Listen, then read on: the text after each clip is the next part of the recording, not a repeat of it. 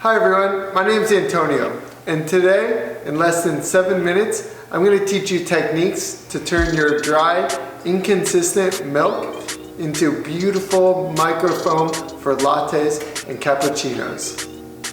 So we're going to divide up our milk steaming into 2 different phases. The first phase is going to be our aeration phase, and this is where all the action should happen. It's going to sound like paper tearing. The milk is going to be pretty low on the steam wand where we start and should last for 3, max 5 seconds, but until the milk starts to feel warm on our hand. That should be about 100 degrees. Our second phase is the heating phase. We're going to get that vortex and just bring our milk up to about 145 degrees. This should be just slightly too hot for your hand to touch. We want our drinks to be sippable, not gulpable for our guests. So we'll use the steam wand to our advantage here today. The higher up we start the milk on the steam wand, the less froth we will create. And the lower we'll start the milk on the steam wand, the more froth or microfoam we will create. For our latte today, we'll ideally start about 2/3 of the way up this arch here.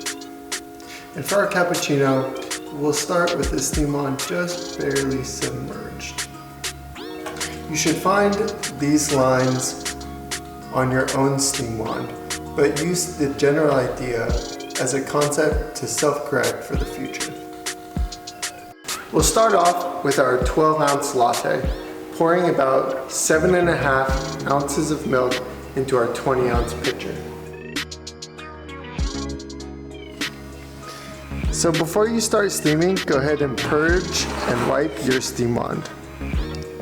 Set yourself up nice and comfortable, tilt the pitcher towards you, and submerge the steam wand tip about 2/3 of the way into the milk. Start the steam and put your hand on the side of the pitcher for temperature. We've aerated the milk, and now we're just waiting for it to get hot. Don't move the pitcher if you don't have to. When it's too hot for your hand to touch, take it off and wipe your steam wand before you do anything else. Once we get done steaming our milk, we should have some really nice, shiny, almost wet paint looking microfoam. And when I swirl or groom the milk and then stop, it should swirl around our pitcher once or maybe even twice. When we're pouring our latte, start higher, pour faster as you get close, and that white froth will pop out. Come up and go through for a heart. For the latte, we're looking for creamy, smooth froth that you can't see underneath if we spoon through it. So for our cappuccino milk, we're going to start the exact same way. We're going to purge and wipe our steam wand. And rather than submerging higher up the steam wand for our latte milk, we're going to get into that same comfortable position with the steam wand on the opposite side of my temperature hand. And I will just barely submerge that steam wand into my milk. I'll go ahead and start the steam. We'll get a lot more aeration right in the beginning. And then with our vortex, now we're just heating until it's slightly too hot for our hand to touch. And there you have it. Before you serve the drink, go ahead and purge and wipe that steam wand again. So for our cappuccino milk, we're still looking for that same wet paint look. No visible bubbles creating our nice microfoam. But when I groom or swirl my milk and then stop, my milk should hold pretty nicely after maybe a half a swirl there at the end. So now we're going to pour our cappuccino. We're going to tilt the cup and the pitcher towards each other, and the milk is going to hit the cup and then the coffee. Go about halfway on that first side. Turn the cup around without touching the lip. Same thing. Milk to cup to coffee, and on the second side, just fill. Nice white microfoam with that line of espresso there.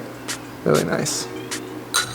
For a cappuccino, we still want creamy, smooth microfoam. We just don't want it to sit up in little mountains like a meringue. In this diagram, we've got the cappuccino on the left with the frothed microfoam. It's gonna be a little bit thicker. On the right, the steamed microfoam of the latte is gonna be just a little bit thinner. Thanks for watching, everyone. Before you leave, I have 3 final takeaways for you. First, make sure you have a clean, designated steam-on towel that's just gonna be used for purging and wiping. Second, if you don't want to steam your milk while your shots are pulling, that's okay. You can steam your milk prior to pulling the portafilter out of that group head. Third, and most importantly, your technique should never change. Always have one hand locked on that steam pitcher handle and one hand wrapped around the side for temperature. Most critically, if you want less froth, put your milk higher up that steam wand or submerge slightly more.